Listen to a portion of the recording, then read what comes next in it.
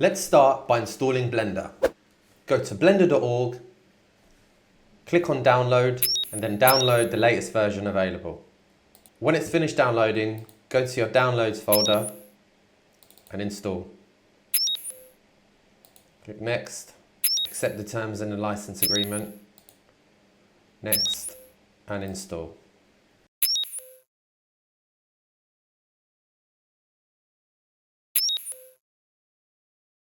When it's finished installing, you should find a shortcut on your desktop. You can drag this into your taskbar and delete the one from your desktop to keep your desktop nice and clean, and then click on the one in your taskbar. Hit continue on this splash screen. Every time you open Blender, this splash screen will open up. To stop this from happening, go to Edit, Preferences, and uncheck Splash Screen.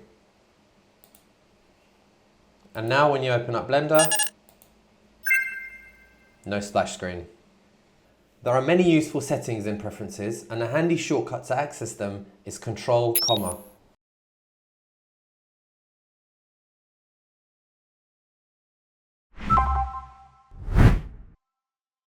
Blender's interface is separated into three main parts. The top bar at the very top consists of the main menu, workspace tabs, and some data block menus. The main area in the middle is the workspace, and this particular one is called the layout workspace. The status bar at the bottom displays shortcut suggestions and relative statistics. The layout workspace is the default workspace and consists of 4 areas containing editors. The editors are the 3D viewport, the outliner, properties, and timeline. Each of these offer a specific piece of functionality. You can resize areas by dragging their borders with the left mouse button. Move the mouse cursor over the border between 2 areas so that the cursor changes to a double-headed arrow, and then click and drag. You can move left and right or up and down depending on the border.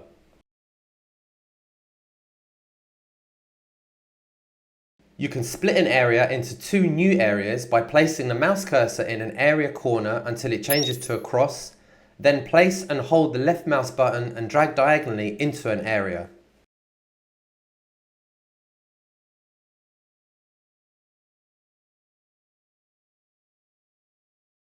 You can also join 2 areas by dragging an area corner into the space of another area. Or if you find this a bit fiddly, you can right-click over the border between 2 areas and join them using the option there. There are several ways to customize the layout, so take your time and explore and get familiar with it. Don't worry, you can't really break anything.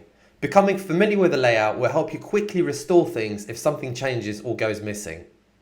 One useful feature is the ability to expand an area so that it fills the whole window. To do this, hover the cursor over the area that you wish to expand and press Ctrl, Alt and Spacebar. And it's the same shortcut to come out of full screen.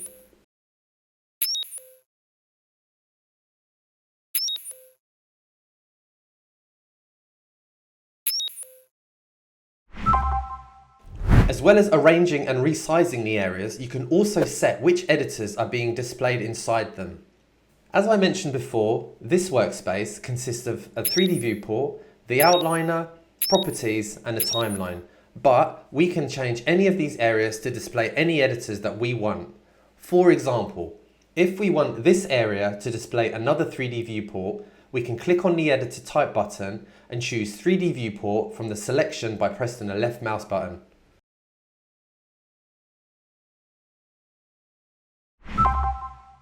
Workspaces are essentially predefined window layouts. Each workspace consists of a set of areas containing editors geared towards a specific task. To switch between the workspaces, click on these tabs.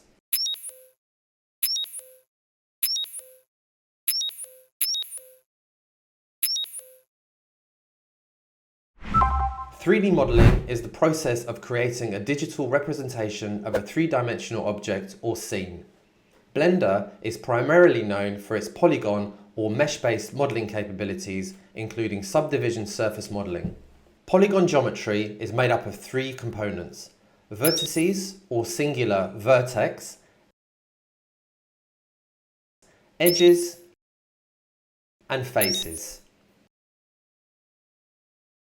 While we're here, I'm just quickly going to increase the size of the vertices by pressing Ctrl, to bring up preferences.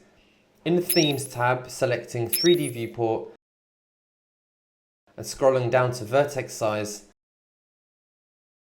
and increasing this to 6. Connecting two vertices makes an edge, and a face is made up of 3 or more vertices with edges connecting them. Faces made up of 3 edges are known as triangles or tris, 4 edges quads, and a shape with more than 4 edges is known as an n-gon. Click on the cube and a light orange outline will indicate that it's the active element. You will also notice that it's highlighted in the outliner. The outliner shows the contents of this blend file in a tree. We can use the outliner to organize our file by putting objects into groups called collections.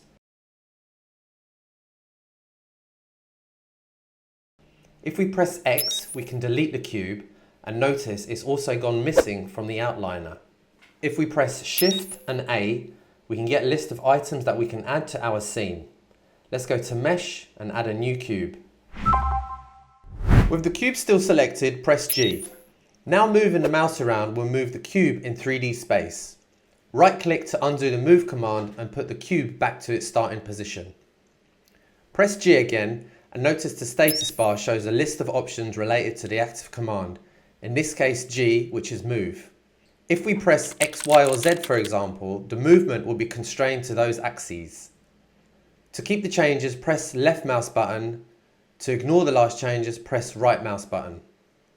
If we press R, we can rotate an object. And if we press S, we can scale it. And remember to check the status bar. Make sure the cursor is inside the 3D viewport and press N to open the sidebar, and we'll see the transform panel in the item tab at the top. Here we can view and manually and precisely control the position, rotation and scale of the active element.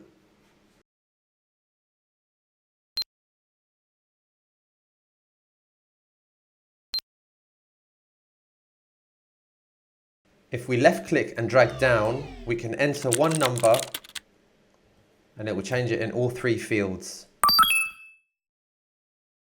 Let's click on the overlays, check origins, and you'll notice a dot in the middle of the cube. This is the cube's origin point. In other words, this is the point that the transform information is referring to. So when it says that the coordinates of this cube is 0, 0, 0, it is referring to this origin point.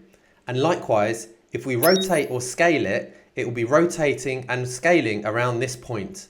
The relevance of this will become more obvious later in the tutorial. As well as moving the object, we can move our view of the 3D viewport. We can pan, zoom and rotate by holding down Shift and middle mouse button to pan, Control and middle mouse button to zoom, and middle mouse button to rotate.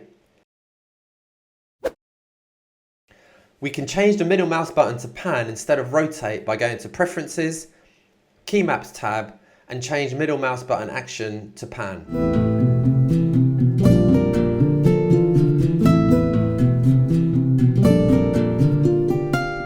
Currently, we are seeing the cube from a user perspective view, but if we click on any of these axes on the navigation gizmo, we will go into an orthographic view. If your navigation gizmo is not visible, click on the Show Gizmo button in the 3D viewport overlay. To manipulate an object's vertices, edges or faces, we go to Edit mode. Make sure the object is active and click on the Mode selector and choose Edit mode. Notice next to the Mode selector we now have 3 buttons. These are the 3 selection modes: vertices, edges and faces. The shortcut for these is 1 for vertices, 2 for edges and 3 for faces. Let's go to vertex select mode and left click near or on a vertex to select it. Now press G, and just like in object mode, we can now move the active vertex. The same goes for edges and faces. Remember, when you move something, it's right click to undo it, or left click to leave it where you've moved it to. If we click on Viewport Gizmos drop-down menu and check Move, we'll get an Object Move gizmo every time we select something. This means that whatever we select, we can move it immediately by selecting one of the axis arrows and dragging it without having to press the G shortcut.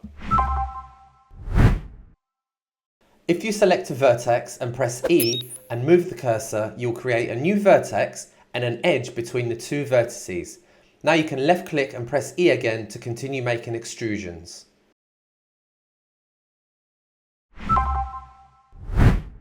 Let's go into an orthographic view.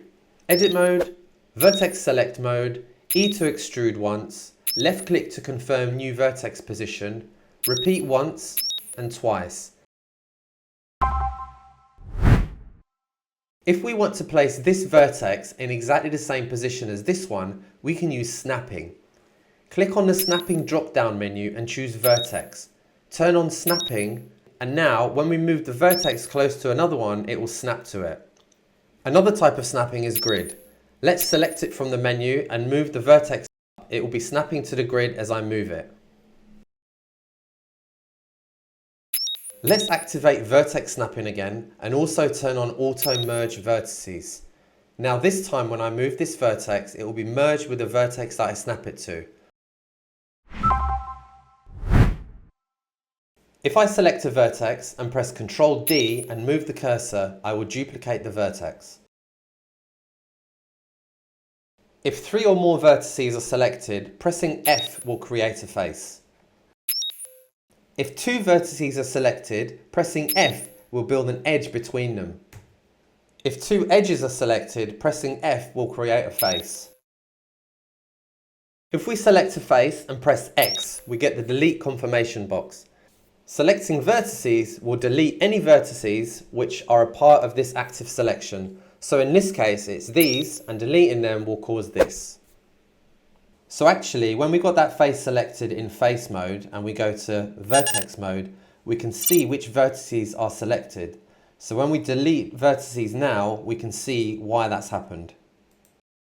If we want to delete just that face, we go to delete and make sure we only select faces. If I want to select multiple vertices, I hold down the Shift button as I'm selecting. What Blender will do is it will select the edges in between neighbouring vertices. If you select all the vertices of a face, it will auto select that face too. If we want to separate 2 connected components, we can use the Rip tool. In edit mode, go to vertex select mode, pick a vertex and press V and move the cursor. If we click the right mouse button now, the selected vertex will go back to its original position, but it will remain detached. So if we hit G now, we will only be moving one of the vertices. Let's undo that so the vertices are one again. A loop cut and slide tool lets you split a 4-sided face or a quad and any of its neighbouring quads. Press Ctrl and R to activate the tool and move the cursor near an edge. This will indicate where the edge will be cut. Left click once and then right click to put the cut halfway between the 2 edges. Immediately after confirming the cut, the Adjust Last Operation panel will appear. If you've gotten rid of this panel by clicking somewhere else, you get one chance to bring it up again by pressing F9, but this has to be immediately after it disappears. This gives you some further functionality to the tool, including adjusting the number of cuts and offsetting the cuts. Modifiers are automatic operations that affect an object's geometry in a non-destructive way. There are more than 50 modifiers and they are used to perform tasks which would otherwise take a lot longer to do manually. Throughout this tutorial, I'll be using some modifiers, and as I'm using them, I'll explain what they're doing. But let's have a quick look at where they are and how to use them. To add a modifier to an object, select the object and in the Properties panel, open the Modifiers tab by clicking on the wrench icon. Click on Add Modifier and choose Generate Bevel. Make sure the bevel modifier is expanded by clicking on the arrow next to its name, and here we can make adjustments to the modifier. We can add multiple modifiers and we'll always be able to make adjustments to their parameters. We can also rearrange the modifiers, make them not visible in the 3D viewport, or delete them. Extensions and add-ons are additional tools created by the Blender community to improve your workflow. There are many add-ons and extensions, and it can become very overwhelming researching which ones do what and if they would improve your workflow. I would recommend first learning how to do things manually, and then if you find that something is repetitive or tedious, then look for an add-on to help you. If you do use add-ons, I would strongly recommend knowing exactly what it does and how, so that you're confident with your work and it's helping you rather than you being a slave to it. With that in mind, I'll now install the add-ons that I'll be using throughout this tutorial. I'll just summarize what each one does for now, and when I come to using them, I'll explain what it's doing at the time. Control comma to open the preferences tab, and let's go to get extensions. Make sure allow internet is on. You only need to be on the internet while you download these, and install the following.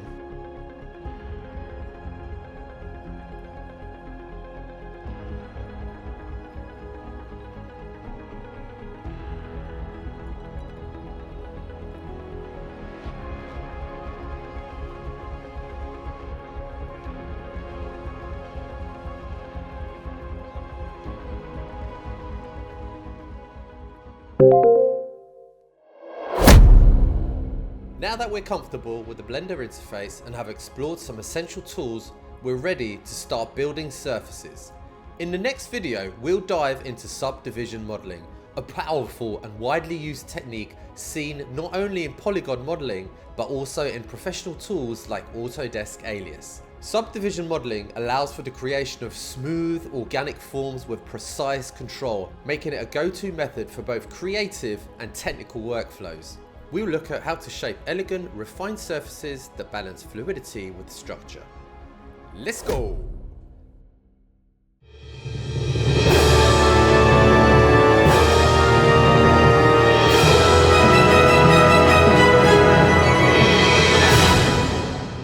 Okay, so now we know our way around Blender and how to create some basic geometry. But before we dive into the fun stuff, we just need to learn a little bit more theory, and that is subdivision. Polygon modeling is a technique that uses meshes to approximate surfaces, approximate being the key word. Since meshes are composed of straight edges, nothing is ever truly rounded. To create the illusion of curves or smooth shapes, we break these edges into smaller segments. While each segment remains straight, the increased density makes the shape appear smoother to the eye. To round this corner, we could manually divide the edges, reposition the vertices, and repeat the process until we achieve the desired curve. However, there is a much more efficient way to achieve this using a subdivision modifier. The subdivision modifier applies this process non-destructively. With levels set to 1, it produces the same result as manually splitting and adjusting the edges, while automatically balancing the repositioning of vertices based on their neighbouring points. However, since it's only a modifier, the actual geometry remains unchanged. We're simply seeing a preview of what it would look like if applied. To make these changes permanent, open the Modifier tab, access the drop-down menu and click Apply. Once applied, we gain full control over the newly generated geometry. If we manually move the vertices, the rounding becomes uneven. While we could rebalance it, doing so would be very time consuming. If we undo a few steps and reinstate the subdivision modifier, we can adjust the vertices freely while ensuring the smoothing remains perfectly balanced. This is one of the key advantages of using a modifier. The benefit becomes even more apparent as we increase the levels. Setting it to 2 cuts each edge twice, 3 cuts them 3 times, and so on. With each increase, the shape appears smoother, making the subdivision a powerful tool for creating rounded forms. In short, more subdivisions mean smoother results. It's important to note that no matter how many subdivisions you add, the original vertex always moves to the same position. This means that applying a single subdivision modifier with level 2 is not the same as stacking 2 subdivision modifiers with level 1. The results will differ. Let's try the same exercise again, but this time we'll cut the edges once so that each has a vertex at its midpoint. As before, the subdivision modifier splits each edge and adjusts the new vertices based on their neighbours. Since the vertex and its two neighbouring vertices are along a straight line, the average calculation results in no movement, so this area remains a straight line. If we select these two vertices and move them closer to the corner, we get a smaller radius. Adding a level 1 subdivision modifier to a square divides all edges evenly. And since there are no end vertices, all points are pulled inwards equally, forming an octagon. Increasing the subdivision levels will make the shape appear rounder, but will never produce a perfect circle. For reference, here's a Bezier circle alongside a hexagon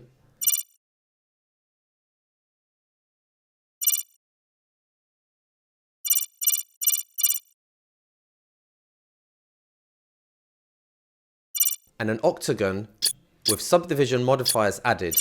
And as you can see, you'd need at least an octagon to approximate the shape of a true circle.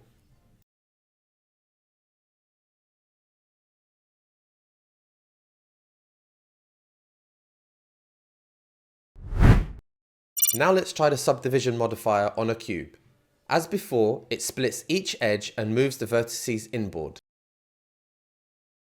It also splits each face into 4, and the proxy vertices are moved an average amount relative to their position. What it actually does is create a vertex in the middle of whatever shape it is, and then creates an edge to the nearest newly created vertices and then pulls them in to make the shape appear smoother. So in this case, it just happens to be 4 new quads. But if we started with a triangle, for example, this description would be more accurate. Since it divides edges, it will always result in quads. So a triangle's 3 sides will be divided and result in 6 sides and will be converted into 4-sided shapes. This is important to keep in mind when modelling, especially if you're struggling to maintain an all-quad topology. You can use this to your advantage to help plan and achieve cleaner geometry. Going back to our cube, if the subdivision level was set to 2, each of those new faces would again be divided into 4, further refining the shape and smoothing the parameter edges. And as before, we can only see a proxy of the new faces, meaning we cannot manipulate the new geometry until we apply the subdivision modifier. If we right-click on this cube and select Shade Smooth, it takes on the appearance of a smooth sphere. This happens because the Shade Smooth function averages the normals between faces, creating the illusion of a softer, less faceted surface. However, this effect is purely visual. It doesn't alter the geometry, only the way light interacts with it. By default, optimal display is enabled in the subdivision modifier, which adjusts the way the wireframe cage wraps over the subdivided geometry. Essentially, edges follow the shape of the smoothed face. This edge becomes this one becomes this one, and so on.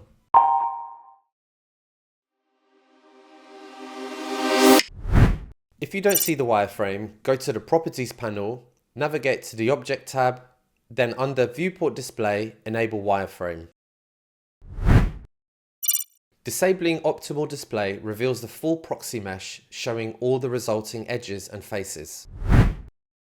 Now let's explore how we can manipulate geometry to customize the rounding of corners. We'll start by adding a subdivision modifier with levels set to 2. As expected, this will round out the shape. The key reason for this rounding is that each edge is positioned at the average of its connected vertices. For example, this edge is the average of these 3 vertices, and this edge follows the same rule. Since this boundary vertex only has 2 edges attached to it, it is classified as a corner. To preserve sharp corners while using the subdivision modifier, go to the Advanced section and set the Boundary Smooth option to keep corners. This prevents the modifier from affecting corner vertices while still smoothing the rest of the geometry. Now that we understand the mechanics behind the rounding effect, how can we control it? If we want a sharper corner, we can achieve this by adding a bevel. Select the edge and press Ctrl B, and drag left or right to control the bevel size. Scrolling the middle mouse button will increase or decrease the number of segments in the bevel. For precise control, left click to confirm, then adjust the settings in the bevel dialog box. Let's set the width to 200 millimeters and the segments to 1, creating a clean 45-degree bevel. To maintain a consistent bevel regardless of further modifications, we can add a bevel modifier above the subdivision modifier in the stack. This ensures the bevel is applied first. Disabling the subdivision modifier temporarily lets us see the effect of the bevel alone. If we extrude these two edges, we'll notice that the bevel modifier applies to some edges but not others. This happens because the default setting constrains the bevel to angles greater than 30 degrees. If we set this to 0, the modifier will apply to all edges. But what if we only want to bevel specific edges? A common way to manually define which edges receive the bevel is by using the mean bevel weight. To do this, in the bevel modifier, change the limit method to weight, select an edge, go to the item tab and adjust its mean bevel weight. A weight of 1 applies the full bevel, in this case 200 millimeters. A bevel weight of 0.5, half the bevel, i.e. 100 millimeters. Another useful tool when working with subdivision modifiers is the mean crease. If there are specific edges where you don't want the subdivision modifier to have an effect, you can select those edges and assign a mean crease value to them. This gives finer control over how the geometry deforms. By combining subdivision and bevel modifiers, we can precisely control the shape of our corners while maintaining flexibility in our workflow. Before modelling anything, the first step is to define the purpose of the model. This helps us to determine the appropriate modelling style, how much time to invest, and which tools to use. We'll focus on product design and visualization, building 2 models optimized for different scenarios. The first will be a quick and dirty model intended to support design development or serve as an underlay for designers. We'll use non-destructive methods, making it easy to manipulate the geometry for further refinement. One of the tools in this workflow is the Boolean modifier, which allows us to create cutouts in the geometry without worrying about topology. This enables a fast workflow but renders the model unsuitable for export to other software such as Alias. While there are workarounds to import such geometry into Alias, it's not considered best practice and the resulting model would be far from optimized. Alternatively, the model could be exported into Alias before Boolean modifiers are added. This hybrid workflow allows for a lightweight model, and operations such as Booleans or adding small precise details are easily done in NURBS modeling software anyway. It's simply a matter of knowing which tools and methods will yield the most efficient results. The second model will be suitable for product visualization. The key differences will be the level of detail, which will result in a heavier model. This version can be exported into Alias without issues or workarounds. However, after a certain threshold where the detail becomes extremely dense, the amount of geometry required to maintain that level of detail can outweigh the benefits of using sub-D and NURBS software. In such cases, the same level of detail can be achieved faster and more precisely using NURBS. We'll be using PureRef to organize our reference images. PureRef is a free, no-nonsense app that lets you pin, arrange and scale reference images on an infinite canvas. I've downloaded several images of the MacBook from several angles, including close-ups of detailed areas. Most importantly, I have orthographic side and top views, and I've also noted down the MacBook's measurements. I'll start by describing my Blender setup.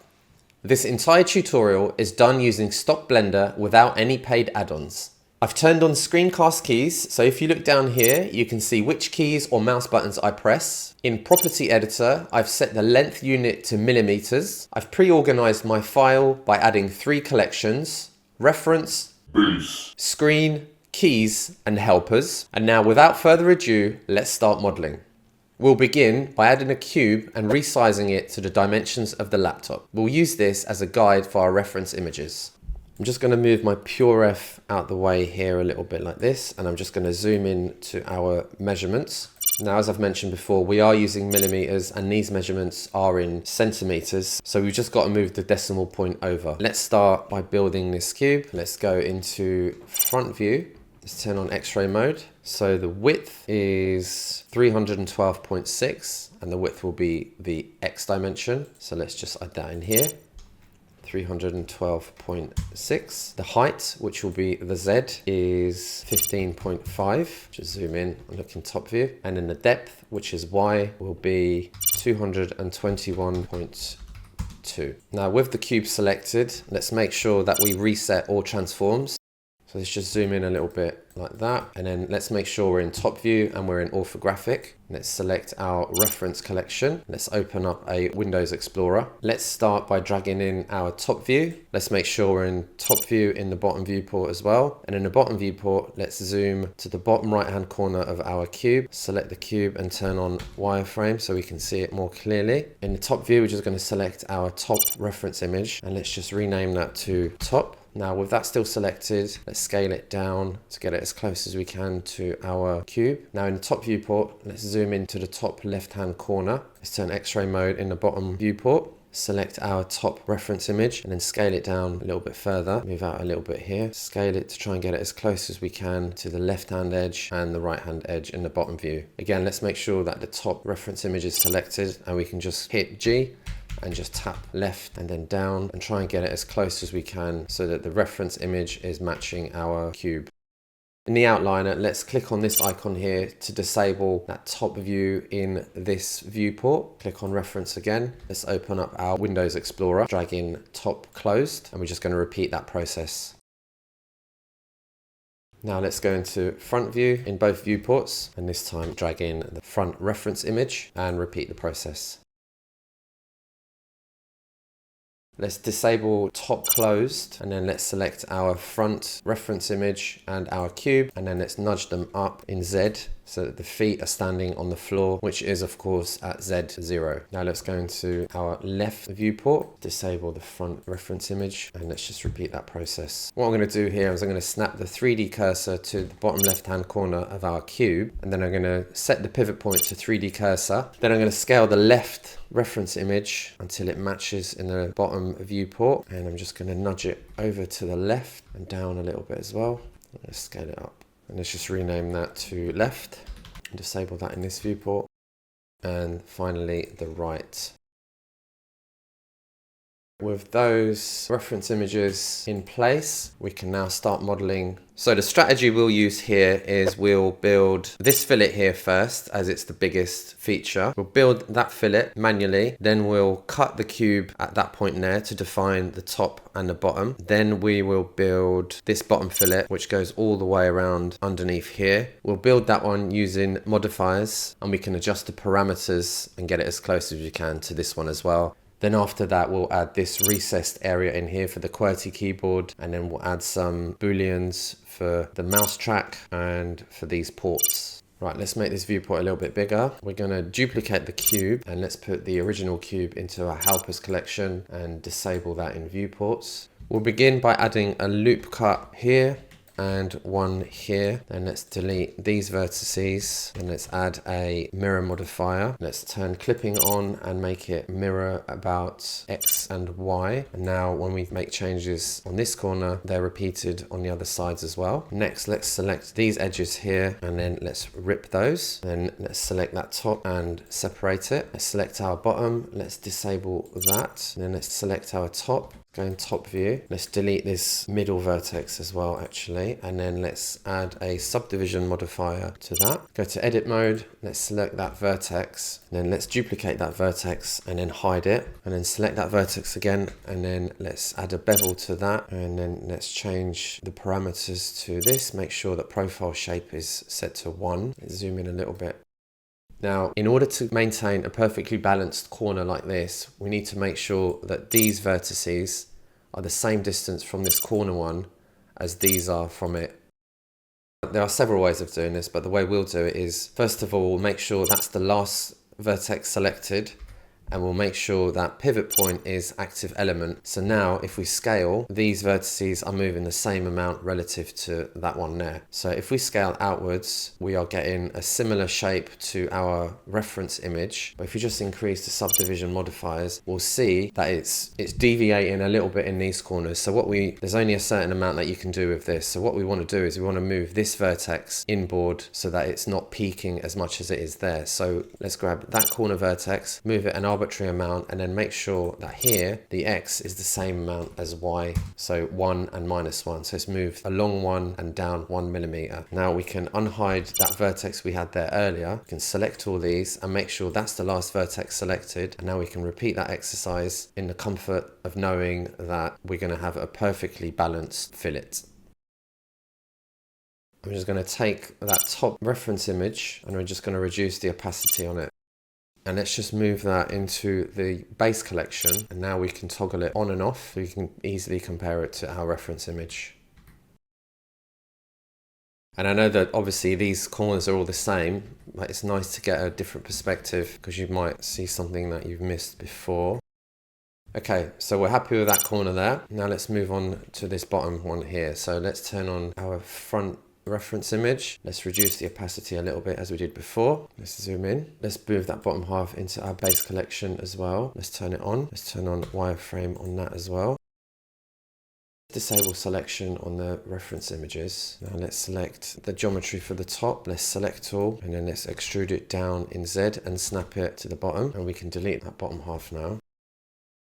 Go to side view, let's turn on our left reference image, and we're just going to trim the cube at this point here to give us the bottom and then the lid. So let's go to edit mode and then let's add loop cut, move it up, then let's select that loop cut, let's select that edge loop and let's rip it, select that top half and then let's separate that. Let's just rename that to lid and move that into our screen collection. Let's rename this one to base.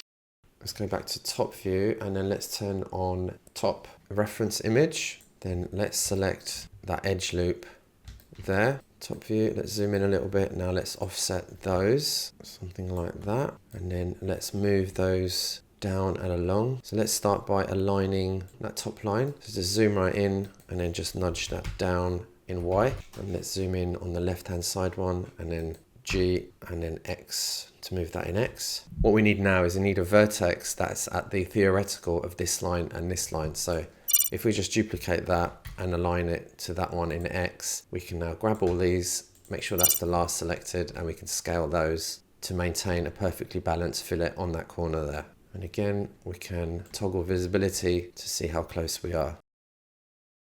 Okay, I'm happy with that. Now let's build a surface between there and there. And then let's continue building faces along there all the way down to the bottom. I'm going to isolate this quickly. What we have here is a normals issue. So if we just look at face orientation, we'll see that these faces, normals, are opposite to these ones. So all we've got to do here is go into edit mode, select all, Alt N, and then calculate outside, and it will fix that issue there. While we're here, we're just going to add a mean crease to that edge as well. Let's bring everything else back in. Now let's build this bottom face, and then we're just going to add this fillet on there, which we're going to do using modifiers. So let's quickly isolate that again, actually. We're just going to select those two edges there. We're going to extrude them in X, and these are a little bit in the way, so let's just select that edge loop and hide it. Let's just temporarily disable subdivision modifier. Let's just hide these as well. We need a loop cut to match that vertex and another one to match that one. So if we just add a loop cut and slide to those, if we select these vertices and then that one last, and we do scale X0, we'll line those up with that. And then if we select these vertices, this one last, we do scale X0, then we can add a face between those, face there, and then a face there. So it gives us a base.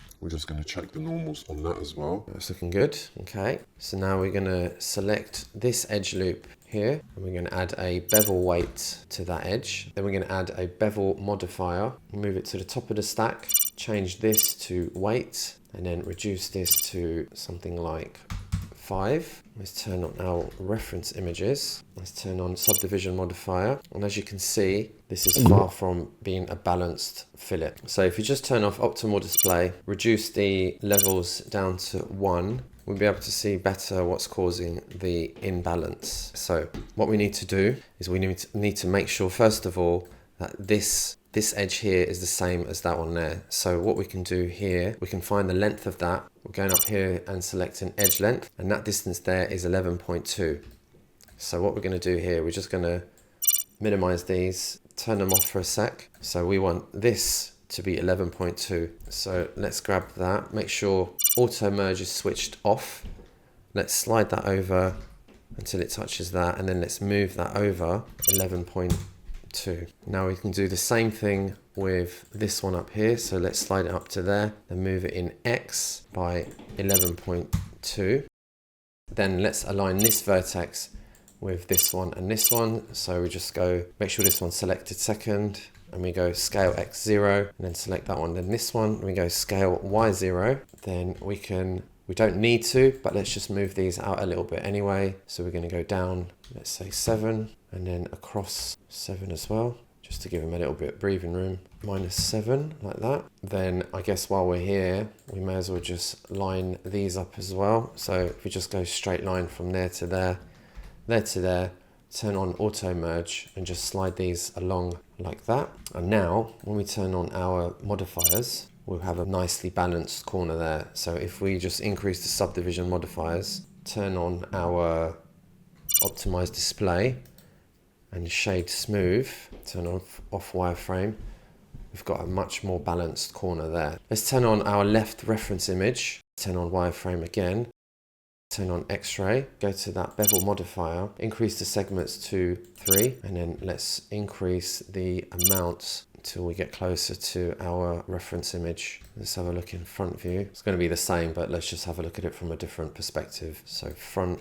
So this looks like it could do with being a little bit smaller. So if we change that to 5.6, nice round number, and that is looking very nice. Although I do think it's peeling away a little bit too high up here. So if you look at the reference image, it looks like it's pretty flat up to about here, whereas we are peeling away a little bit higher up. So what I'm going to do is I'm going to increase the segments to 5, and I'm going to increase this to 6. So that does get us closer. However,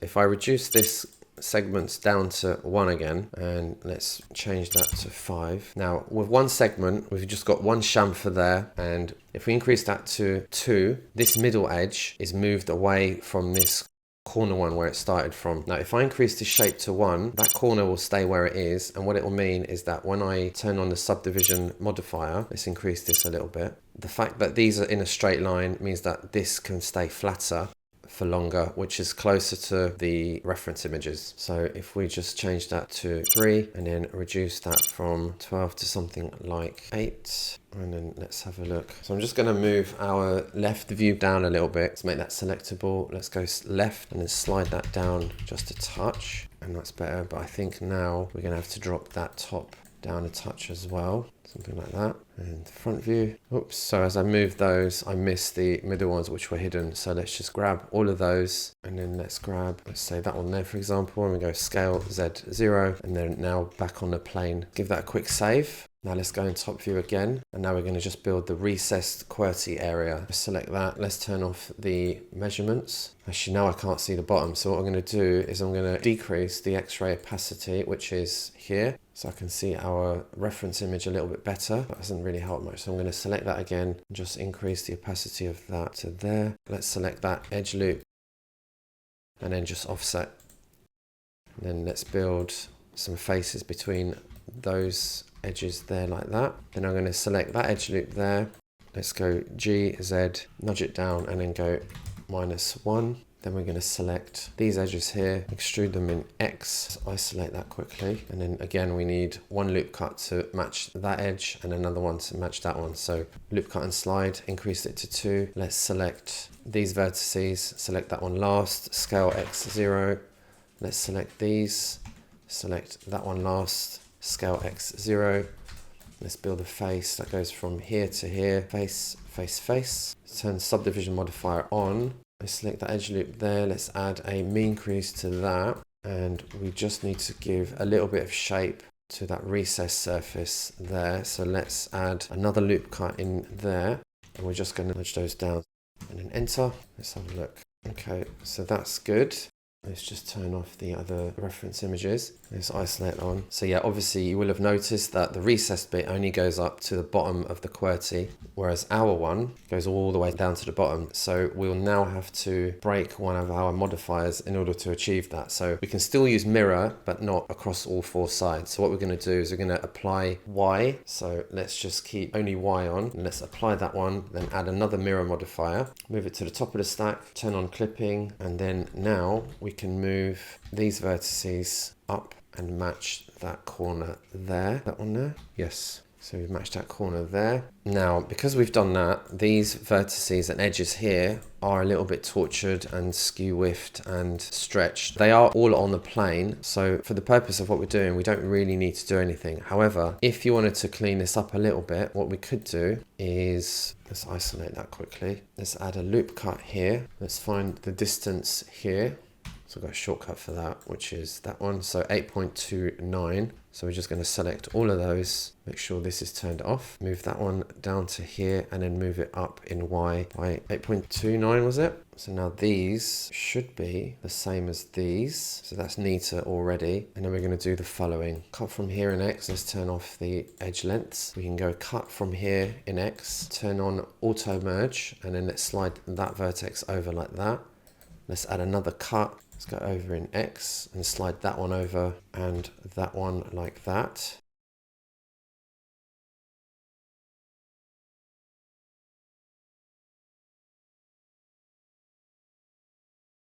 But as I say, all of this is planar, so none of that was necessary. But in case you wanted to see what you could do, that's what you could do. Now we've got a little bit of a mess going on the back. Let's see how we can fix that.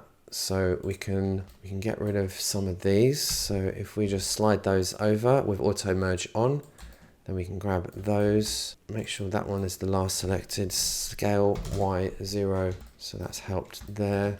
Then bottom view, let's just trim in X, get rid of that. So now these are obviously different. So let's select that one, scale Y0. Let's find that distance there.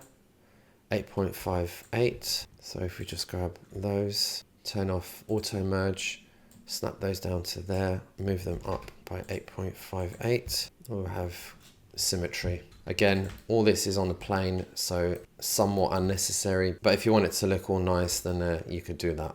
Let's have a look at what we've got. Now, if you've only added a crease to this geometry and you've got smooth shade on, it won't actually give you a crease. What you need to do is, as well as a crease in here, we select those, we need to also mark those as sharp, and then it will be a true crease. Let's turn on subdivision modifier. We do have these, which we've been using as guides, which we don't really need anymore, so we can just select our main geometry, select inverse, and then delete. If you are in a design phase, these are obviously useful if you're going to make further changes, so you can always go back to these. If I just select those, make sure that's the last one selected, and then if I do scale, do Shift Z so that it doesn't scale in Z, and then we can continue making further changes. And that is our base. Give that a quick save, and we're now ready to start building our QWERTY keyboard. Let's just expand our PureRef window and have a look at these keys. So we can assume that all of these are the same shape, apart from these appear to be flat, whereas these ones have got a little bit of a highlight here, and that goes for all of these here, and then these are flat again. Then we can take whatever we build here, and we can use that to build all the other keys.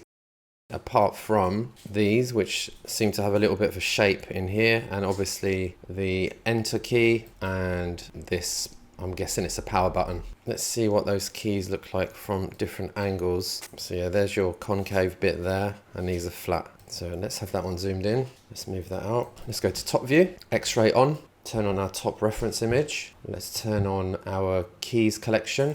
Let's make sure we're in the keys collection. Let's move cursor to world origin. Let's build a cube. Let's scale the cube down. Turn off snapping. Let's move that up above the F1 key. Let's keep scaling until it's close to correct size. So having built this already, I've decided I'm going to make the keys 16.3 by 16 millimeters. So 16.3 wide by 16 millimeters tall. And then the spacing between them will be 19 millimeters from center to center and 18.5 from center to center this way. So let's just enter 16.3 in there, 16 in there. And then for the height, which is Z, let's put in something like 5. Now let's apply the scaling. Then let's move that out the way. Let's check that snap Base is set to active. Let's move the origin to the top of the key. Turn off the modifiers on the base. Then let's move that key and snap it to the top of the Base. and you can turn those modifiers back on again. Go to top view. Let's rename that key. Let's zoom in a bit further. G and then tap it into position. Okay, so we're good there. Edit mode. Let's select the bottom face and delete it. Now let's select these outer edges and add a mean bevel weight 1 to it. Back in top view, zoom in a little bit further. And then let's add a bevel modifier and a subdivision modifier. Then let's change this to weight. Let's reduce this to 2. Let's increase the segments to 5. Zoom in a little bit further. And let's reduce that to 1.75. Let's change the profile to 1. I think we can reduce the segments to 3. Well, actually it is starting to peel off there, so I think maybe we'll keep that at 5 and let's increase that back to 2. Let's go 3, so that's looking good. Let's just move the keys collection just below the reference, so it's the second collection. So now if I select that, turn on wireframe, deselect it. Now if I hold down shift and 2, I can toggle that key on and off. See how close I am to the reference image. And actually turn snapping off. I want to just nudge it over a little bit. And now for the fillet on the top there. So to create that one and to maintain a non-destructive workflow, we're going to select these vertices, add them to a vertex group. Then we're going to add another bevel weight modifier to that, move it above the subdivision modifier, change limit to vertex group, reduce that down to something like 0.25, increase segments to 2, 3. You need to make sure you define which vertex group it's being applied to. And let's just compare that to our reference images here.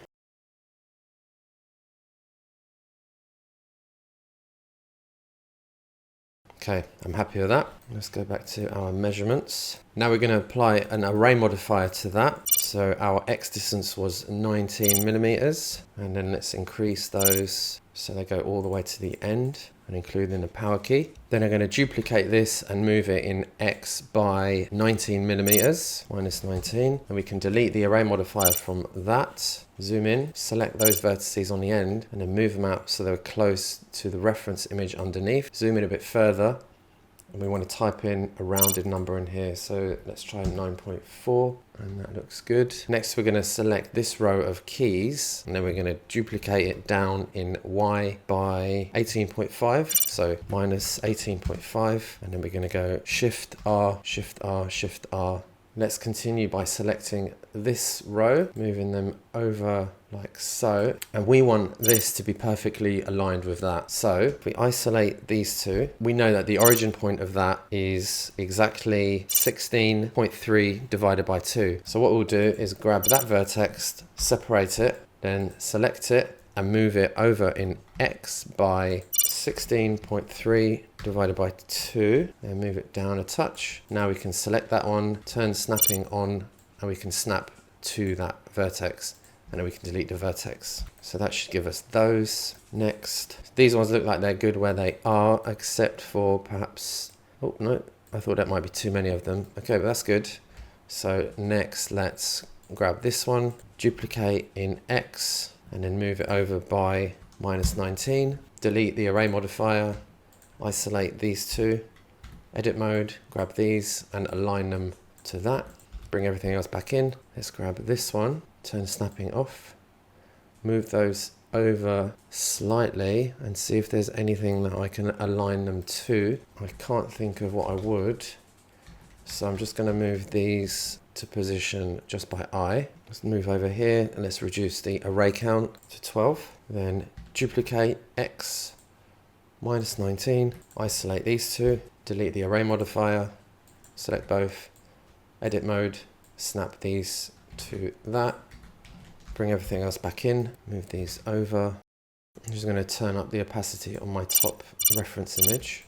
Let's have a look on the other side. Let's reduce the array count, then again duplicate in X by -19, isolate these two, edit mode, snap these to there, delete array modifier on that. For these three here, we could grab these because they will be aligned, so we'll just duplicate those down in Y and we'll go 1, 2, 3, 4, so minus 18.5 times 4. Then let's reduce the array count. Next we're going to grab that, duplicate it in X, and we're going to go 19 times 1, 2, 3 and delete the array modifier from that. Then we're going to isolate these. So we can't get to the vertices of this because this isn't actually geometry. This is the result of an array modifier. So what we can do here instead is if we duplicate that, apply the array modifier, select the original and hide it, select both of these, edit mode, align these to that. Then what we can do is delete those. Now let's select that one, move it down in Y by minus 18.5, turn everything else back on. Edit mode, let's delete those and move that up. Delete these, isolate these, grab these and snap those to that. Bring everything else back in. Now let's select this again, delete those. Now let's select the spacebar and set the origin to center of mass. Then we can select these keys, isolate them, and select the spacebar again, and let's move our cursor to selected. Let's make sure pivot is set to 3D cursor. Now let's select these, duplicate them, and then go scale X minus 1. Bring everything else back in. Let's select those. Let's apply the mirror modifier. Let's separate this one. Then the origin point of that will be right in the middle of these two. So what we can do here is add a mirror modifier here. If we reset the pivot point back to active element, we can grab these, move them down. Let's make it a nice round 8.3. Then let's duplicate that, move it in X by 19. Isolate that. Let's move origin to center of mass. Let's hide our modifiers for a sec. Let's zoom in a bit. Move the origin point up to that edge. Turn those back on again. And let's reset the mirror to Y. Let's move the mirror above the subdivision modifier. And then let's turn off the mean bevel weight from those edges there like that. And then let's bring everything else back in. If we just delete that face, we can move these down, turn off merge, and then in subdivision modifier, let's turn on keep corners. So there will be a gap in there, but this is our quick and dirty model, so it doesn't matter. Let's bring these back in, and then let's repeat the same thing here as we did on the other side. So we're going to grab this one, duplicate, increase array, apply array, isolate those. So we're going to have to repeat the exercise here. So we're going to duplicate these, select the other ones and hide them, and then we're going to apply this array modifier, and let's delete all of those, select these, edit mode, grab those and snap them to there. Let's delete those now, and let's move down to this one, duplicate, increase, apply, isolate those, grab that one, snap it to there, grab all of those, delete. Now let's tackle this enter key. So we can start with this key here. So as before, let's duplicate that one. Let's hide the one underneath. Let's apply the array modifier. Let's delete everything but that. Bring it back in again. Reduce the array to 12. So if we just hide those for a sec. So now because we have a fillet going on the inside as well as the outside, I can't think of a way to do this non-destructively. So we're just going to build these in manually. Let's turn off this bevel for now, and let's delete this one. Let's delete those bottom vertices for now.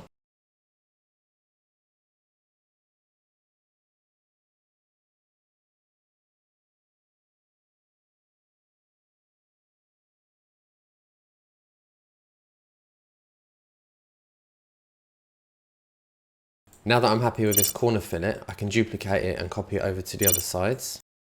Join the dots, and let's see what we can do here. Okay, now let's select that edge, extrude it down in Z by 5. Let's select that edge loop, put a face in there, see what the damage is. Damage is quite damaging. Select all, we calculate outside, and we are just going to select all, and inset faces. We're going to hide those faces quickly. We're going to select that edge loop. We're going to delete this vertex group and then create a new one and add that to it, which is going to turn on that bevel modifier. And we just need to add a little bit more geometry in here because I think we're trying our luck here with this n-gon. So we're just going to go from here to here. And I think we're good there. And that is how we would build the QWERTY keys on a QWERTY keyboard. And next, let's have a look at that screen and build that.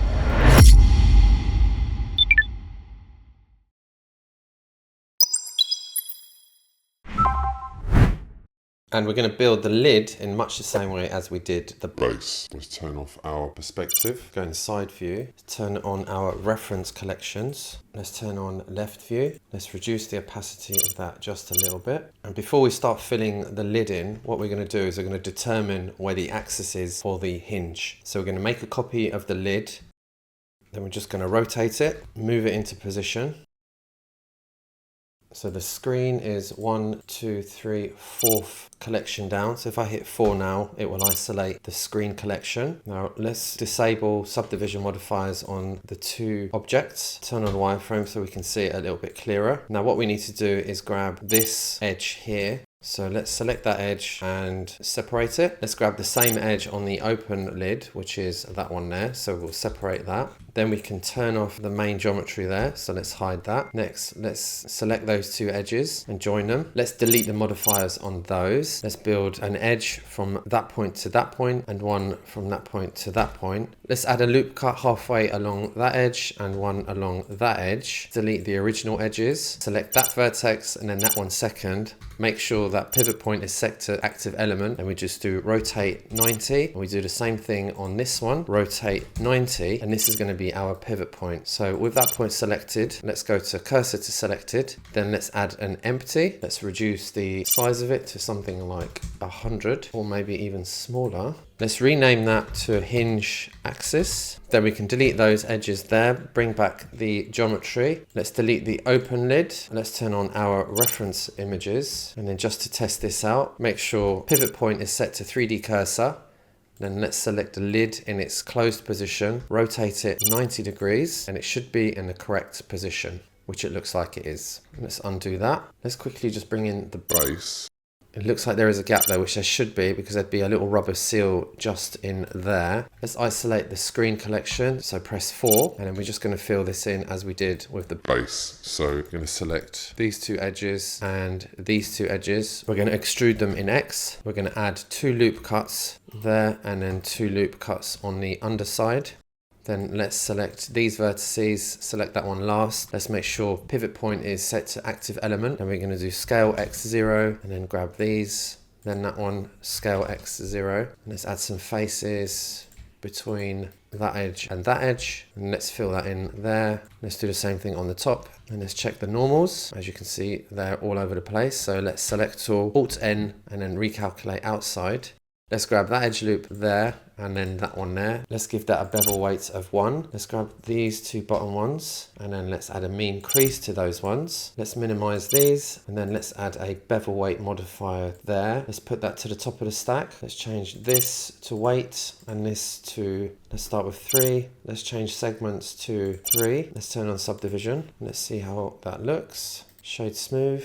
Let's turn on the reference images, X-ray mode, and it looks like we're going to have to open the lid. And now that we have our axis defined, we can select the lid, change pivot point to 3D cursor, rotate -90. Let's zoom in here. Let's adjust the bevel amount to 2. Let's change shape to 1. Let's increase the amount to 2.5. Let's toggle the screen collection on and off. And I think that fillet should be a little bit smaller.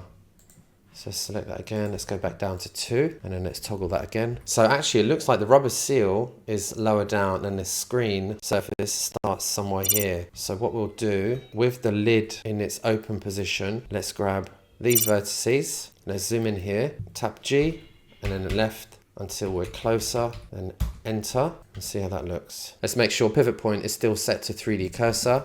Let's do rotate 90 back to closed position. Do we have a reference image with the lid closed? Yes, we do. Okay, and then let's toggle visibility on that So actually, I wonder if this fillet should be perhaps a bit bigger. So let's go 2.25. So that looks a little bit better. Let's turn off the reference images. Let's turn on the base. Let's turn on perspective. Let's turn on keys. With the lid still selected, let's go into a perspective view, something like this. RX, we can do a little animation of the lid opening and closing. And in the next video, we'll add some details such as the ports, the trackpad, and some hinge detail.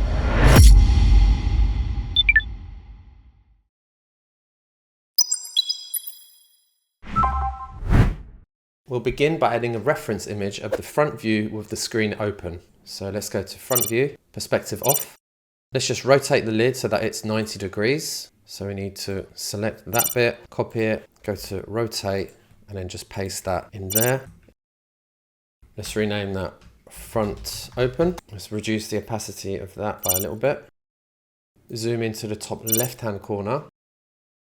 Let's just move screen so that it's the second collection down, so we can just toggle 1, 2, 1, 2. Edit mode. Let's grab this edge loop and this edge loop. Then we'll separate it. Let's find it in the screen collection, which is there. Let's rename that to seal. And if we just isolate seal on the front reference image, it looks like the seal is a constant offset of the edge there at the top and the sides. But on the bottom, it looks like it gets wider, and we can just confirm that by looking in our reference images. Okay, it looks like the seal does get a little bit wider at the bottom. So that's the bottom of the seal. Looks like it's continuing down a little bit further, and this is the top of the seal. So let's reduce this. Let's begin by selecting that. So as before, we can only use the mirror modifier on one side. So let's select all. Let's go to offset. So we're trying to align it with that line there. So let's try 0.00075. So that's good up there. So we're going to apply the modifier across Y. So deselect that one, come out of edit mode, then apply, then add another mirror modifier, this time only in X, turn clipping on, move it above the subdivision modifier, zoom in. Let's delete the outer edge loop. Then let's grab these bottom vertices, move them up in Z, let's round that off to 0.7. And let's select them all again, then offset again. And then let's go for 0.001, see how that looks. Let's have a look in side view. Select all, we're going to extrude in Y by an amount. Let's go 0.5. Then we're going to add some faces from that edge to that edge. Go all the way down the side. Select all, Alt N, and recalculate outside. Let's zoom in again. Select all, let's delete the crease. And I think that looks a little bit too rounded. So what we'll do is select that edge loop and that edge loop, add a bevel weight to it. Then let's reduce this down to 0.3. Let's have a look in side view again. That looks good. And before we continue, what I think I'm going to do is I'm going to just round off some of these figures. So if we select the lid and the seal, make sure that the pivot point is set to 3D cursor, rotate 90 degrees, turn off our reference collection. Let's turn on the keys and the Base collection. I'm going to start with the bottom, make sure auto merge is turned off. I'm going to select all of those and just round this off to 1. I'll start with 7, and I'm happy that that's close enough to the reference image. Next, I'm going to select these vertices there, and I'm going to round this off to 12.75. Then I'm going to grab these ones there all the way across and change those to 11.75. Select the rubber seal and grab those ones there and snap those down in Z to the top of the Base. Then I'm going to select inverse, and then those ones will be 13.4. Let's have a look in front view. Then I'm going to select the lid, select those bottom vertices there. I'm going to snap those to the top of the seal. Then I'm going to invert selection. I'm going to round that off to 17.25. Okay, let's go back into side view. Let's select the seal and the lid. Make sure pivot point is still set to 3D cursor. Rotate -90. Let's go to front view, X-ray mode. Let's isolate the lid and the front open reference image. I'm just going to check the reference images because the screen isn't symmetrical from top to bottom. So we're just going to apply the Y mirror modifier. So let's select the lid, minimize these. Let's turn off X. Let's apply this. Let's add another mirror modifier. Put it above the subdivision modifier. Make sure clipping is turned on. Let's turn off subdivision modifier for now. And I think we're just going to have to offset these vertices to move this square over here. So let me show you what I mean. Let's select all of these. Let's hide unselected. Let's select all, zoom into here, inset, and let's line it up with the edge of the screen, which is that line there. Let's zoom in a bit further. Let's round this off to 5.5. Let's have a quick look at the top. Select those vertices, separate those, and there is our screen there. If we turn on our subdivision modifier again, and if we zoom in here, you'll notice that this is going to a point. Now, there's two ways of fixing that. We could either add an edge in here and it fixes it. If we undo that, if we were to add a thickness or a return surface, so if we just select that as I have done there and extrude in Y and just isolate that, it's fixed it. So either of those two works, but I think I will go for the first option. So add an edge there and add one there. Next, let's move on to the feet. Let's turn on left reference image and we'll need front reference image. If I remember correctly, those feet were just circles. Yes, they are. And they look like they're just chamfers with a little bit of a feature in there. Let's minimize that again. Let's select our base collection. Let's go in top view, cursor to world origin. Let's create a circle. Let's make it 8 vertices. Go to edit mode, scale, object mode, subdivision modifier 4, edit mode, select all, scale, side view. Let's move it over and line it up. And edit mode again, select all, and then let's snap it to the bottom of the Base. Then let's extrude in Z, and let's change Z to 0 so it's touching the floor. Then select invert, make sure pivot point is set to boundary center, and then let's scale outward until the profile is the same angle as that.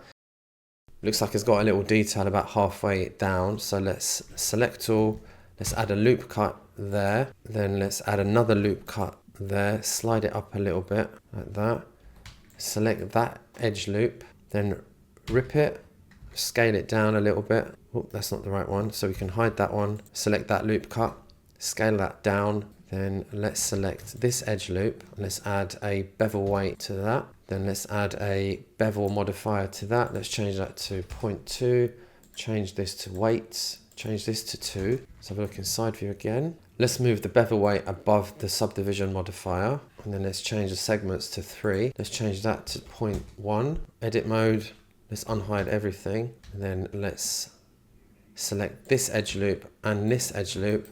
Right click, go to loop tools and then bridge. And then let's select this edge loop, add a bevel weight to that, select that one, add a bevel weight to that, and then shade smooth. Let's reduce this down to 0.05. Then let's quickly just isolate that, select that bottom edge loop, and then let's add a grid fill to that. Let's deselect these edges and then add a bevel weight to that bottom. Now let's add a mirror modifier to that.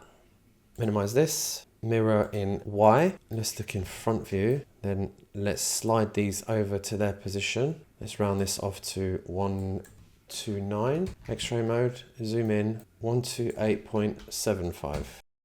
Look in side view again. Now let's move the origin point to 3D cursor. And if we select X on the mirror modifier, we'll be using one geometry and mirroring it over to the other 3 sides. Let's turn off these reference images for a sec and turn on the front open. Let's see if we can see that chamfer cut out. So what we're going to do here is just going to build a block and use a Boolean modifier to cut it out. Let's create a cube, edit mode, scale it down. Let's move it over here, rotate it 45 degrees. Let's move it up somewhere like this. Edit mode, let's delete these 3 faces here.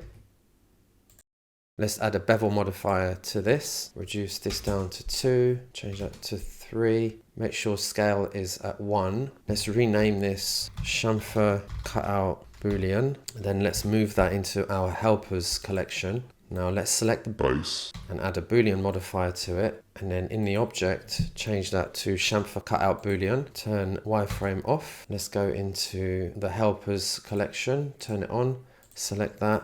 Let's shade smooth. Let's turn off the helpers collection again. And we'll notice that we've got some shading artifacts, which we can fix by adding a smooth by angle modifier. And it fixes it a little bit, but the shading still doesn't look very nice. So what we're going to do, we're going to go into that cutout Boolean. Let's just turn off this cube for a sec. So to improve that shading there, just increase the bevel amount. You just needed more geometry in there to define that chamfer cutout. And actually, I think that that cutout goes off at a bit of an angle as well. So these sidewalls have got to come out at an angle. So if we select these vertices, slide them down, make sure pivot point is set to boundary box. If we look at it from perhaps top view and we go scale X, we can pull those corners out. Top view, turn on the top open reference image. So that's what we need to align it to, that point there. This point here should be over here. So let's just grab the Boolean cutout again, edit mode, select all, scale X until those align. Turn off that helpers collection and let's move on to the ports. Turn on the left reference image, turn off the keys collection, minimize that. Increase the opacity of the left reference image. Select the base collection. Cursor to world origin. Let's create a circle, rotate in Y, edit mode, scale, and let's align it with this port. Add a subdivision modifier to that.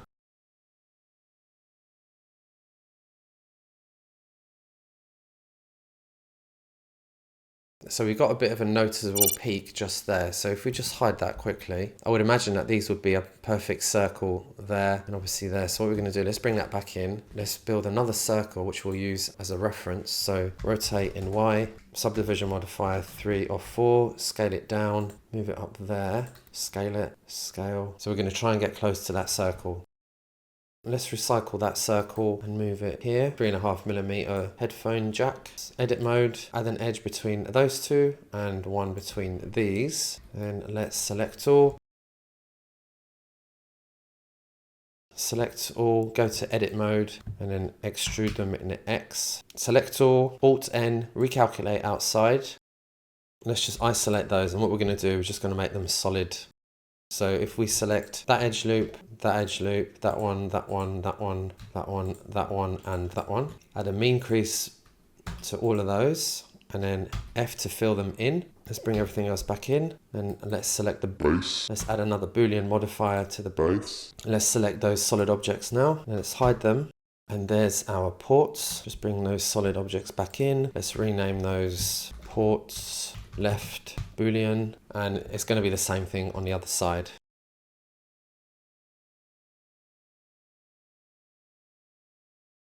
Let's move those into the helpers collection. Then if we go to the base, just rename this Boolean to ports left. Then we can duplicate this modifier, rename that to right, and then change this to ports right Boolean.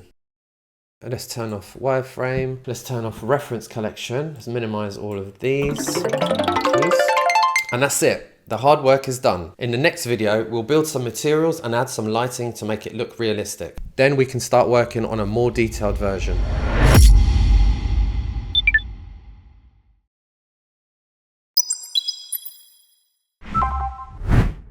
If you've made it this far, congratulations and thank you for sticking with it. In this video, we'll be adding materials and textures to the MacBook and setting up some lighting.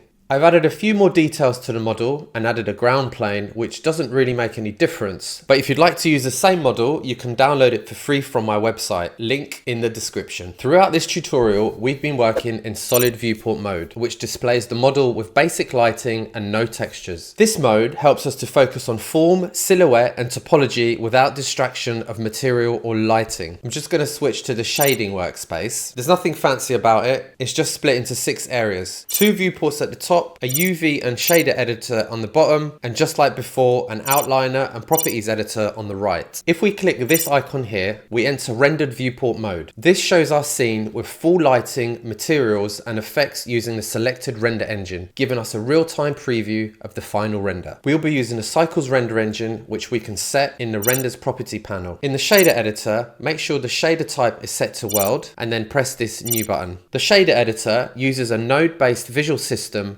where you connect modular blocks, each representing data, maths, texture, or materials to craft complex, customizable shaders in a non-linear workflow. In the shader editor, press Shift A and then go down to Input and then RGB to add an RGB node. Then connect the color output to the color input of the background. And now this color data flows into the background, which then flows into the world output node. Let's light up the scene using a HDRI. You can delete this node, press Shift A and go to Textures, Environment Texture. Click Open and navigate to your HDRI image. Make sure to connect the image to the background node. And now this image is lighting up the scene. It flows into the background node at a strength of 1 and from there into the world output. Lowering this strength will make the light dimmer, increasing it makes it brighter and more washed out. Let's duplicate this background node, Shift A and add a mix shader. Now plug this node into this input and this node into this one, and then a result of that into the world output node. This scene is now being lit by both nodes. With the factor set to 0.5, they contribute equally. Sliding the factor to 0 uses only the top shader and 1 uses only the bottom. Let's add a light path and connect the camera ray into the factor. Then let's switch these two around.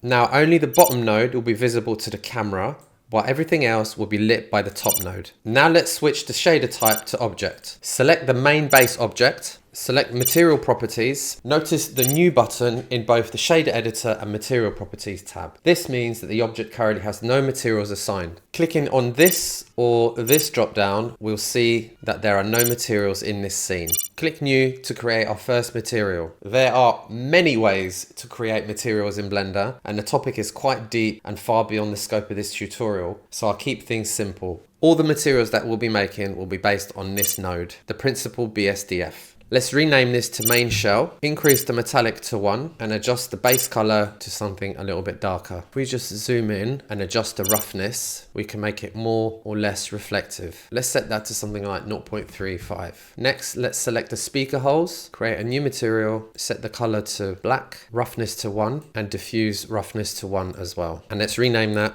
to speaker holes. Select the trackpad, click on the drop down and select the main shell material. If you want to make adjustments to this, then we'll also be making adjustments to everything else. So if I just undo that, this little number here tells me how many objects are using this material. If I click on this number, it changes the material name and makes it unique. So now if I adjust the parameters, it only changes this object. Let's zoom in here and select the rubber seal. New, rename it to rubber seal. Just going to increase the roughness to something like 0.9, make it slightly darker than the main shell. I'm going to select this bezel down here, apply the main shell material to that, make it unique by pressing this number. Going to rename that to screen bezel. Going to adjust the metallic to 0 and the roughness to 0.2 and make it a little bit darker. Going to apply that same material to this other bezel. I'm just going to select the trackpad and rename that material to trackpad. For the ground plane, I'm just going to open up another shader editor, set this one to world, zoom in on this background color, then with the ground plane still selected, click new, rename that to ground plane. I'm going to delete the BSDF node, Shift A and add an ambient occlusion node and also a color ramp. I'm going to plug the color into factor and then this color into surface. Then I'm going to select this color picker and I'm going to drag the background color into here. Anything that is within close proximity to this is casting a shadow, and then everything else is that color, which in this particular occasion happens to be the background, and hence you don't see the boundary between this plane and the background. So we can increase the strength of the ambient occlusion by just dragging this black color over to the right, or we can change the ambient occlusion color to something else if we want, but we don't want. Now we're going to add an image on the screen, but before we can do that, we need to unwrap the geometry. So I'm going to go in front view, in orthographic view. I'm going to go to edit mode, select all, hit U and press project from view. Now if you look in our UV editor, this is the UV layout of this geometry. We don't need this shader editor anymore, so let's close that. Create a new material, rename this to screen. Let's navigate to the image that we want on the screen. Let's plug that into the color. Let's zoom out in the UV editor. We'll notice that the proportions have changed. So we're just going to go in front view again, select all, U, project from view, and it fixes it. So now if we select all in here and scale up and adjust the UV map, if we click on the overlays button, we can see the results a little bit better. Let's expand emission and plug the image into color and increase the strength to 0.5. And now the image will also be emitting light. So if we were to go into our world editor and unplug the lighting, the screen will be emitting light. So you go back into Object Editor, unplug that, there is no light. It's interesting that the ground plane is emitting light. If I hide that, you don't see anything. Let's go to the back of the laptop, select lid main and apply the main shell material to it. We can also use an image as an alpha channel or factor between two materials. In this viewport, let's go to the back orthographic view and zoom in a little bit. With the lid main still selected, let's go to edit mode, face select these two faces, go to object data properties, maximize UV maps, click on this plus icon and rename this to logo. Let's add an image texture here. Let's add a UV map node. In this drop down, select logo, open and navigate to an image. With these two faces still selected, let's not forget to unwrap UV. So U, then project from view. Then let's plug this into here, move that along. Add a mix shader, plug the color into factor, duplicate the BSDF, plug one of them into the bottom and one into the top, and this output into the material output. Now I'm going to temporarily change this color, select all and scale up and move it over a little bit like this. This image is being used as a factor between these two shaders, but only in the areas that have got a UV map named logo. That's why it's not making any difference over on this side. So let's just drag this color up in here. And all I wanted to do is make the logo shiny. So you'll also notice that we can only project on one half of this lid. And that's because we only have access to the UVs on one side. And that's because it uses a mirror modifier. So the workaround to that is, if you expand that and expand data in the mirror modifier and click on mirror U, let's just zoom in here. If we just select the UVs, select all and adjust them until they match. And let's change repeat to clip. I'm happy with the X positioning of this UV map. So I'm going to select that vertex, Alt S and cursor to selected. Make sure pivot point is set to 2D cursor. Select all. I can scale the logo and it stays intact. Let's select the hinges. Let's make the outer ones the same material as the main shell. And the inner one, we'll use the screen bezel. Rubber seal looks a little bit too light. So let's just make it a bit darker.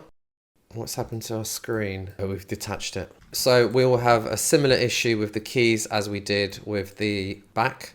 Because most of these are generated by modifiers, there is no access to their UV maps. So what we're going to do here instead, this empty is being used to project this image onto anything which has this material on it. So in this case, if I move this empty around, it will move the material on anything that's using it, which is all of those keys. So if I just undo that, and the image that I'm using for that is just the same material that we use for the reference for the top image, which is that. So the empty and the image and the coordinates are these three nodes. Then the image is fed into this color ramp. If I just isolate that, and this color ramp is reducing the gradient between black and white. So we've just got mainly black and white data, and then that is used as a factor between this emissive node and this image node. However, when I had it just like that, when I turned the emission to off, it caused this. So what I did then is I put the result of that into another mix node and then fed the image into the other node. And now when I adjust the factor, it will go from image to this emission node. So now I can increase this emission to 100 or turn it off. Then as long as I reduce that to 0, this will go back to non-emissive. And that brings us to the end of this tutorial series. If anything wasn't clear or you just want to explore this complete file, then please go ahead and download it for free from my website. The file also includes the custom HDRI I made, which you're welcome to use in your own projects. Thank you again for watching, and I hope you enjoyed it and found something valuable along the way.